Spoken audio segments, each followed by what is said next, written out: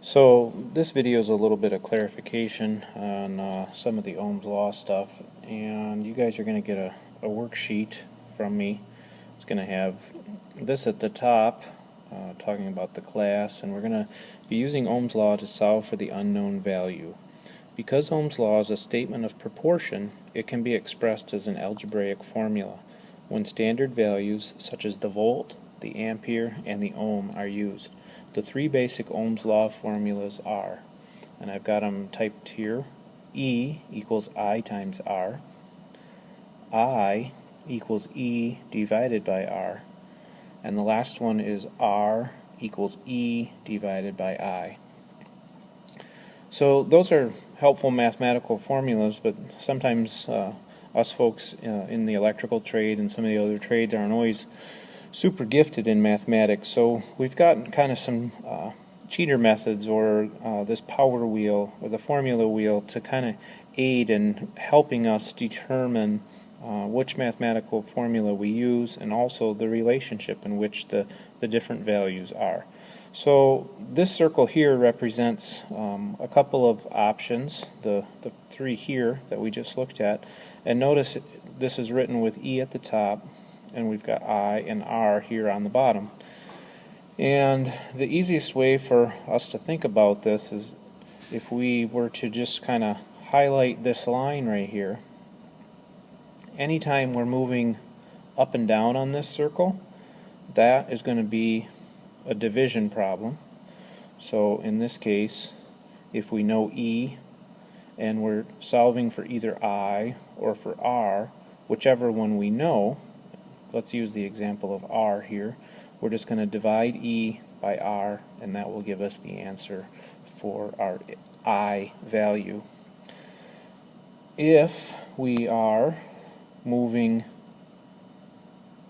horizontally, so in this case I know what I is and I know what R is, and maybe E is what we're trying to solve for, in that case this is going to be a multiplication problem. So I'm going to go ahead and I'm going to multiply I, I'm going to multiply it by R, and I'm going to solve for the value E. That process is represented here in this drawing, where you can see this skilled person is using their thumb to simply cover up the value that they're trying to find. So in this case, this individual is trying to solve for E, so they're going to multiply I times R. In this one here, they've covered up I, and so they are going to divide E by R. And the last one, they're trying to solve for the R value, and so lo and behold, what they're going to do is they're going to divide E by I in order to solve for R. So following up with the discussion from the last slide, I wanted to do a little practice here with you, kind of showing you how this works. And how I'm going to do this is I'll write a few values down here, but what I like to do is I like to always put down the values that I'm solving for. So in this case I'm looking at E, I'm looking at I, and I'm looking at R here, and I'm going to give you a couple of values for some of these. For I, we're going to use 25, and for R, we're going to use 4.8. And so E is the value that I want to solve for. So again, we have two values, so then we have to come up here to our circle, and we got to kind of analyze the two values that we have. We have value I and we have value R. So what that tells us is that we're going to take our 25 and we're going to multiply that by 4.8. So I'll give you a second to go ahead and do that. You can type that into a calculator, or maybe you're able to do that on your own without using a calculator. and you'll see 25 times 4.8 is going to equal 120. So we just solved for the E value of that particular problem. Let's try another one. This time we're going to do the same process, E, I, R. This time I'm going to give you the value of I again, which is 50. And I want to give you also the E value of 240. So now we're going to solve for the R value.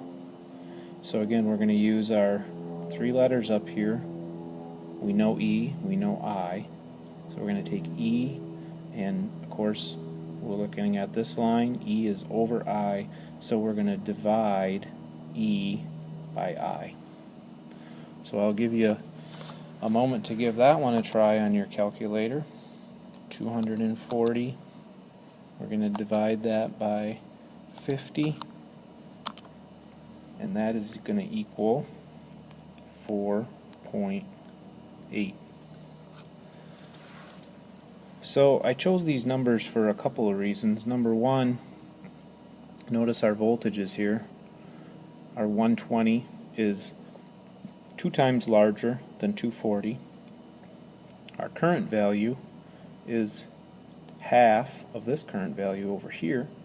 So notice here I have 25 amps, here I have 50 amps. But notice what stays the same. Our resistance value stays the same. So it kind of shows you a little bit about how these values kind of interrelate and how they all interrelate differently with the voltages primarily that we're choosing. And we'll see later on why there's an advantage sometimes to using one voltage over another when we have that opportunity to use a different voltage. So I also wanted to give you an example working with the second part of the Ohm's law formula that they don't really show you in the book, but it's on the larger power wheel, and I referenced it in one of my other videos where we talked about P, I, and E. So I'm looking at PIE here, and we're going to look at the power formula, or the formula we would use if we're working with power, or in this case we actually know what the power is, we know what the voltages are. Two examples here. Notice what's missing: the current value. And I have to tell you, in the electrical field, this is kind of our starting point all the time.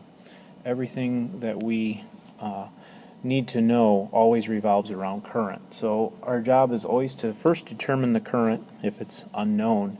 Once we have that current, then we can begin the process of determining the type of equipment we need to install, maybe the circuit breaker we need to buy, the conductor sizes we need to run. Once we know the conductor sizes, then we have to determine our conduit size, maybe a disconnect size, all those sorts of things. So it all goes back to, and it all keys in on this key value here of current.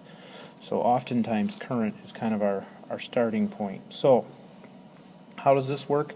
Works exactly the same way as the other formula. If we're moving up and down, we're going to divide, and if we're moving side to side, we're going to be multiplying.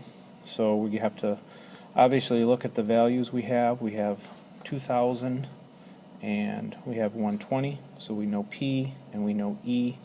So very easily we just go 2000 divided by 120. So I'll give you a second to jot that down, get your calculator out, get it ready to go. I'm going to begin to type that into my calculator. 2000 divided by 120, and that's going to equal 16.66, and it repeats all the way out to 7.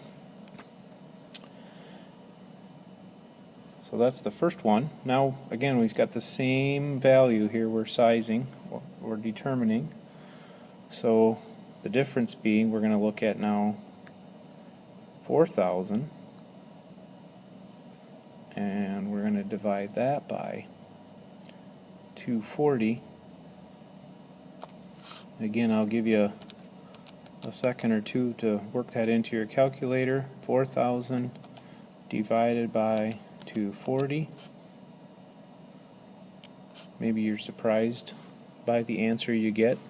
Maybe you're not surprised because you're hopefully starting to begin to see this relationship that we see with Ohm's law. We're getting to see the relationship that these numbers have with each other in regards to the voltage and the resistance, the power and the current, and how they relate with one another, and how when the voltages change, the resistances, the powers change, we oftentimes are going to end up with a current value that might be the same.